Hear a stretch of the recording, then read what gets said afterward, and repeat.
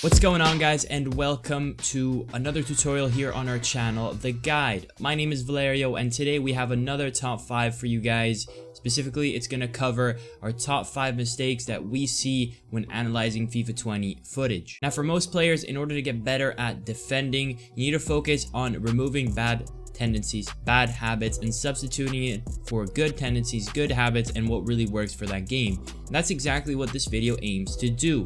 Show you guys the most typical, the most trivial but important mistakes in FIFA 20, at least defensively, and how you should go about it by changing them, what you should look out for, and everything in between. Before we jump in, we wanted to let you know about our one-on-one coaching service that can be found on our website. You can find a variety of coaches and options that will be tailored specifically to your needs, but most importantly, we recently added a new tier called the Champion tier, featuring none other than Kai Wallen, also known as Detto, in the competitive community. He's one of the best FIFA players of all time, with an impressive list of accolades, including but not limited to being the PS4 World Champion in FIFA 2017. So if you're interested, check out the link in the description and have a look for yourself. Now, on to the video. Potentially the most common defensive mistake you'll see people make in FIFA is diving into tackles too soon, being late to a tackle, and just generally mistiming their tackles. Now, you might be thinking in FIFA 20, you can get away with it most of the time. We've all seen the mistimed tacklers find a way to catch up, and while that may be true, there are still plenty of examples that clearly show the repercussions of prematurely tackling an opponent or just generally being late. For argument's sake, even if there weren't many examples, in the long run it does not make sense to develop such a bad habit because of how one FIFA works. A new one comes out every year, and you want to have the fundamentals locked in if you plan to play this game in the long run. For a complete in-depth look at everything you need to know in terms of how to master the standing tackle, we actually have a dedicated video that covers absolutely everything, so you can click the link at the top right or check the description box down below for more on that. That being said, you want to avoid mistiming tackles because it's an easy way to give away penalties when getting too hasty in the box. But it's also an easy way to break your midfield down and leave yourself open to defend with nothing other than your defensive line. And you never want to do that, especially because at that point you're just developing a bad habit that puts you in tough spots consistently, and you're asking a lot of yourself to consistently defend such hard situations. So for that reason, at a basic level, you want to have the mindset to look for scenarios that you know give you the highest probability of not mistiming a tackle. Here, for example, while we're anchoring ourselves down using the L2 button to jockey, an incredibly important button in defense, and occasionally we combine it with the R2 button to speed jockey, our mindset here is to wait for an opening where our opponent tries to fly past us with his R9. Now, he performs a drag back with no exit, a very typical move, usually done to perform and bait you in close to him, meaning that he wants us to approach him so he can sprint past us. Knowing that and knowing what cues to look for, we knew this, so we just wait for him to try and sprint off. And when he does, the ball is far away from his feet that it is now safe for us to attempt the tackle despite him using R9 and us using Ake. Like we mentioned in many defensive examples, a very important step before making a decision involved is holding down the L2 or LT button to jockey in order to anchor yourself down and wait for certain cues to act upon. The exact opposite is a common mistake people make, that is, sprinting too much with a defender and thus not using the L2 button to jockey enough.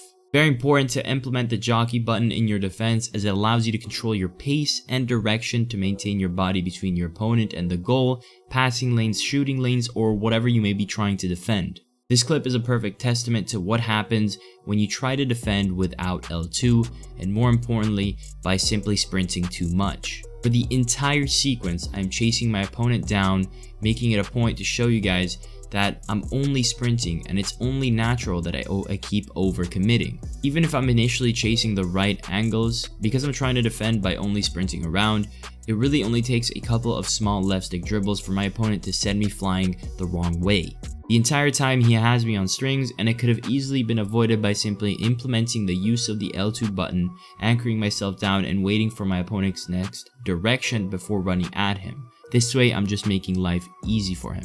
Here for example, I'm sprinting back while my opponent counterattacks, and rather than just changing direction to approach the ball holder, I hold down the L2 button to stop and make myself as big as possible.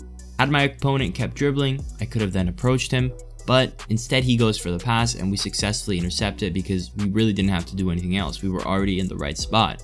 Either way, had I tried to change directions while holding down sprint, it would have been near impossible to control, and it likely would have given my opponent a free opportunity. Overall, the L2 jockey button is extremely important, so for more of an overview on that feature, definitely check out our dedicated video by clicking, again, as usual, the top right of your screen or the description box down below. Now we talked about the importance of using the L2 button and avoid sprinting freely too much in order to not overrun your course. That's only half the battle though, because even with the L2 button activated, you will have to make sure that you don't anticipate your opponent's movement too early, especially in the final third. And it's a very common mistake that players make, and it's usually caused by taking the bait in various skill moves, dribbling maneuvers, or misinterpreting the opportunity of gathering the ball.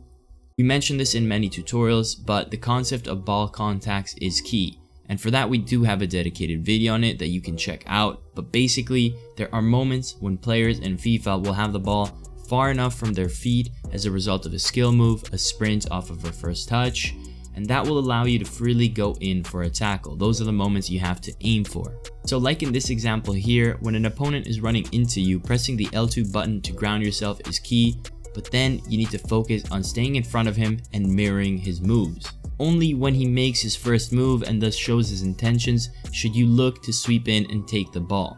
Make him do the work, make him make the first move, and then take actions. If you're the first one to take the bait or to show your signs and intentions, you give your opponent time to dribble the opposite way. Player switching is a highly requested topic, and it's very difficult to just flat out say how to player switch effectively, since the bulk of it comes down to precisely flicking your right stick and alternating between the right stick and L1 or LB button correctly. That being said, there are some mistakes people make that are more fundamental issues rather than technical ones, and it's important to keep that in mind, because if you keep making hectic player switching, it doesn't matter how good you are at switching, you'll always make life harder for yourself. What I'm talking about can be quite obvious, and other times it can be a very subtle thing. Here for example, I'm selecting Smalling and I see my second indicator is on Godin. By seeing that, we know that if I were to press the L1 or LB button, I would switch into my Godin, and that's what we do because our opponent passes into the striker right in front of him. Be it panic, confusion, or whatever reason, I end up pressing the L1 button again to select Smalling, and then a third time, realizing my mistake and hoping to get back to Godin as fast as possible. Now in that time, I could and should have remained on Godin, but I overcomplicated, overswitched, and it was too late to jockey and stayed ahead of my opponent. Similar thing happens to my opponent here. As we squeeze the ball into Daniel James, he selects his player on the edge of the box and briefly tries to chase me down.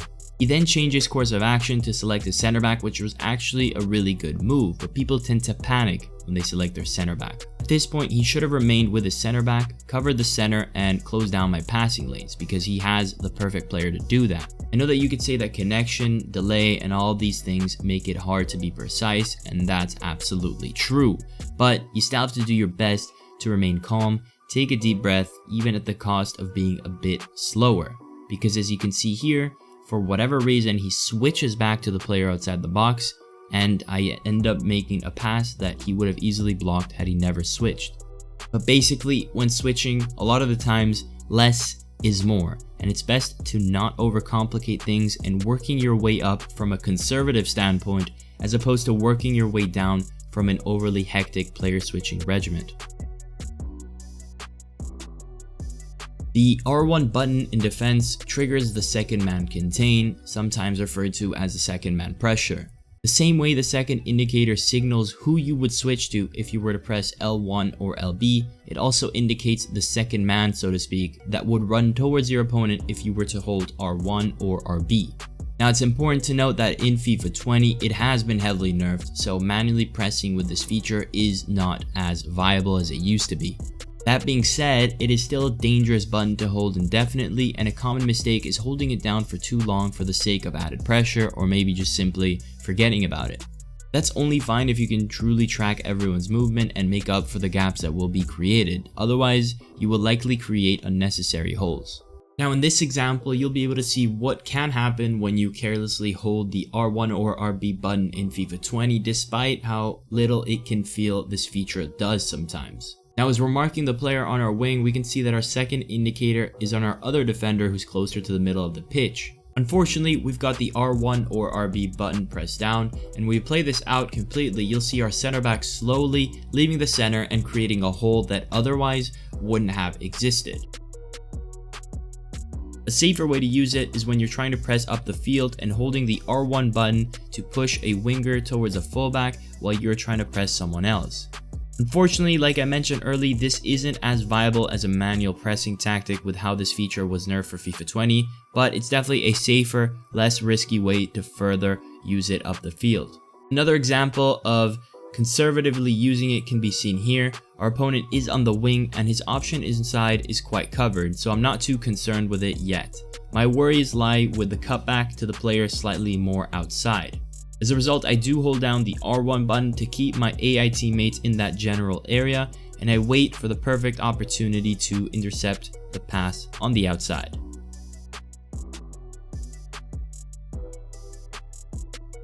I think it's clear that based on the most common mistakes that FIFA players make defensively, for FIFA 20 specifically, you will need to begin by getting extremely accustomed to the usage of jockey with the L2 or LT button, and occasionally the speed jockeying by adding R2 or RT on top of it. At that point, you have all the tools necessary to maneuver your defenders optimally around the field. Your next target should be to look out for your opponent's ball contacts and making sure you hold your ground, remaining ready for when he makes his first move.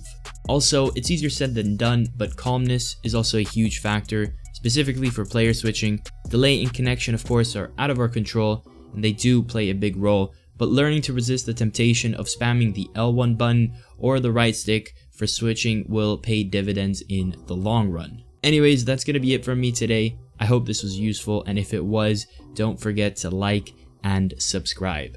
I'll catch you guys next time. We also want to thank our elite supporters over on Patreon, and if you're interested, you can become a patron today to support the channel as well as receive cool benefits in return over at patreon.com/BPG The Guide.